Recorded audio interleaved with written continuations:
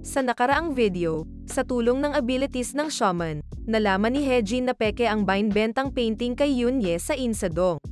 At nang malaman nga ng boss na nakilala nito na forgery ang item, pinaimbestigahan niya kung sino ba talaga ito. Pero, bago natin ipagpatuloy ang kwento, shoutout muna sa inyong mga nanonood ng bago nating series. Maraming salamat sa suporta, lalo na sa ating mga Senpay tier members. Solid kayo. Balik sa storya, makikita ang Seon Gallery. Nagmeet ngang muli sina Hejin at Yoonye. Nagpasalamat ito sa tulong ng bida sa kanya. Sagot naman nitong, ginawa niya lang daw ang kanyang trabaho. Meron daw sana siyang gustong ipakilala sa kanya pero nalate lang daw saglit. Saktong pumasok naman ang isang lalaki sa office. Sinabi nitong naroon na raw pala ang bisita nila. Siya ay si Lee Jong-myung, ang team leader ng Mira Group. Ipinakilala niya ito kay Hejin at sinabing siya raw ang biggest customer ng gallery at ang fiancé nito. Nagulat naman ang bida nang marinig na fiancé. Wow, kahit ako nagulat dun ah. Nagbow naman ito at naghello sa kanya sabay pakilala na siya raw si Lee Junmyung. Narinig raw nito kung paano niya tinulungan ang kanyang Yoonye kaya naman nagpapasalamat siya rito. Nakipag-shake hands naman ang bida sabay sabing nice to meet you. Ako nga pala si Park Hejin. Napaisip naman ang bida dahil sa positive statement nitong may Yoonye. Sabi ni Junmyung na bihira daw mag-compliment ang kanyang Yoonye, pero palagi raw nito binabanggit na dependable si Hejin. At parang threatened nga ito ng sabihin, kaya naman nais niya raw itong makilala in person. Napakamot ulo naman ang bida at inisip na grabe kung bakuran si Yoonye nito. Sabi naman ni Hejin na rather than dependable, siguro ang ibig sabihin daw ni Yoonye ay nakahanap ito ng freelancer na worth it sa perang ibabayad niya. Sagot naman nitong, dahil daw sa statement na yun tila medyo worried daw siya.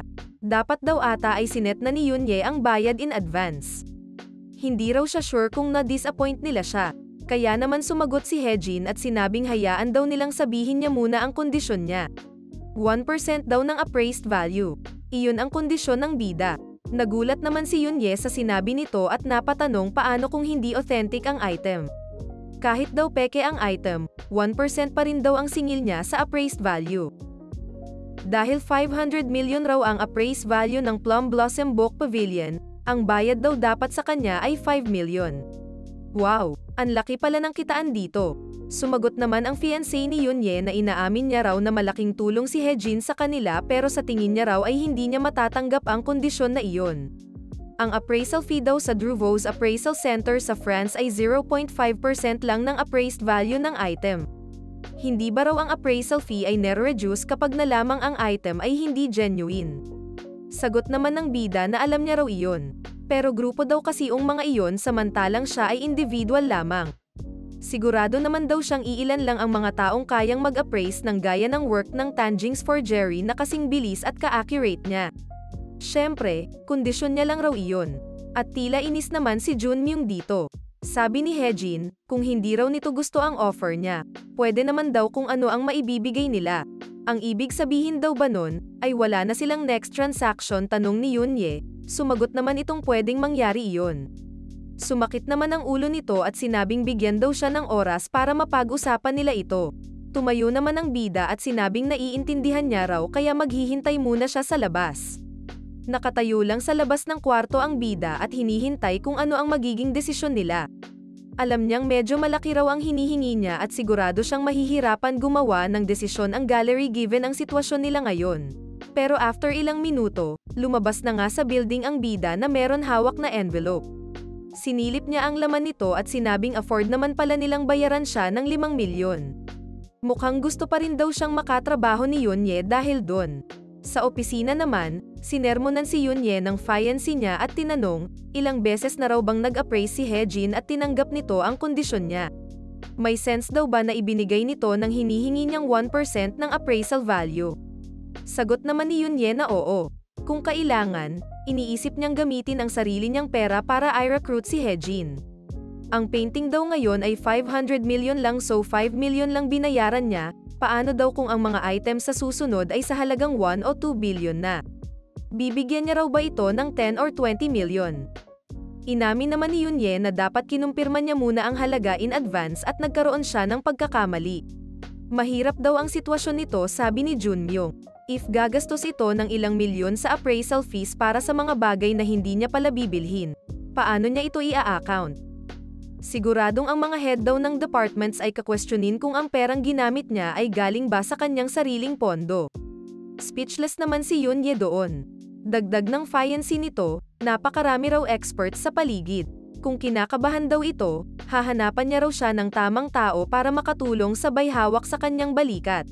Sagot naman ni Yoon Ye na marami na raw siyang nakilalang experts sa field na yun. Nung nabili niya raw yung peking item noon, 3 experts daw ang kasama niya, yung isa pa nga raw ang inirekomenda nito mismo. Gayunpaman, matapos nilang kilatisin ito ng 1 oras, wala ni isa sa kanila ang makapagsabi kung peke nga ba ang item o hindi. Nainis naman si Jun Myung at tinanong kung sinasabi niya raw bang kasalanan niya ito. Sagot naman ni Yoon Ye na hindi raw iyon ang ibig niyang sabihin. Para sa kanya, baka hindi na sila makahanap ng iba pang appraiser na gaya ni Mr. Hejin. Anyway, nakaraan na raw iyon, so change topic na sila. Hindi naman may pinta ang mukha ng fiancé nito na napatanong hindi raw kaya iba ang rason kung bakit ini-insist nitong makipag-work kay Hejin. Lumapit naman siya at sinabing tila interesado raw ito sa kanya. Dapat raw nitong gamitin ang ganda niya to their advantage. Nainis naman si Yoon Ye sa suggestion nito at sinabing wag daw itong maging sarcastic.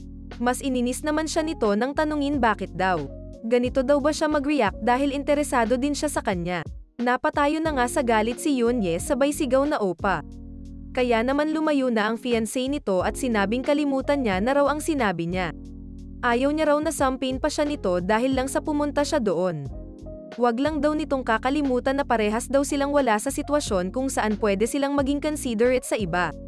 Alam naman daw nitong if hindi niya raw kayang ma-retain ang posisyon niya bilang direktor ng gallery ay hindi niya na ito made date, hindi ba? At nagpaalam na nga ito at iniwan si Yoon Ye. Paglabas, halatang halata na inis si Jun Myung dahil kay Hejin at sinabing tila magiging problema pa raw ito sa kanila. Hindi niya matanggap na 1% ang hinihingi nitong bayad. Saan daw kaya nagmula ang lokong iyon? Lipat naman tayo sa office tel ng bida. Nandoon lang ang shaman at nagmamasid sa labas. Tumunog naman ang cellphone ng bida habang tulog si Hejin at nakuha naman ito ang atensyon ng shaman. Kaya ginaisang niya ito, tululaway pa nga ito nang sagutin ang tawag. Sa kabilang linya, tinanong kung kamusta na ang bida. Napatayo naman ang bida at hindi makapaniwala sa narinig niya. Nakalimutan na raw ba nito ang boses niya?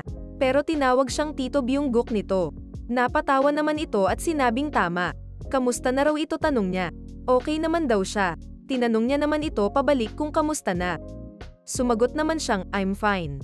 Sabay sabing, hindi pa rin daw niya nakukontak ang tatay nito. Meron daw ba siyang alam tungkol sa kanya? Sagot naman nitong, matagal-tagal na rin daw nang huli niyang nakausap ito. Kaya't napatanong siya, kung hindi rin ba siya nakakakuha ng impormasyon kung nasaan ito. Sayang daw at meron sana siyang ipapakiusap raw dito. Na-curious naman ang bida kung ano yon. Kaya't tinanong siya ng tito niya, habang nakahawak sa isang box na tila may important item, kung interesado raw ba ito sa isang part-time job. Tatangapin kaya ito ni Hejin? At wait, parang nagiging K-drama na ang istorya Lalo na nang i-reveal na merong fiancé si Yoon Ye pero parang arranged lang kasi may kondisyon. Nako, nakakaabang na naman kung saan haantong ang kwento. Kung curious ka what happens next, siguraduhin mong naka-like, follow o subscribe ka sa aming channel o page. Share mo na din ito sa iyong mga tropang mahilig sa manhwa. Maraming salamat sa panonood, Oni-chan.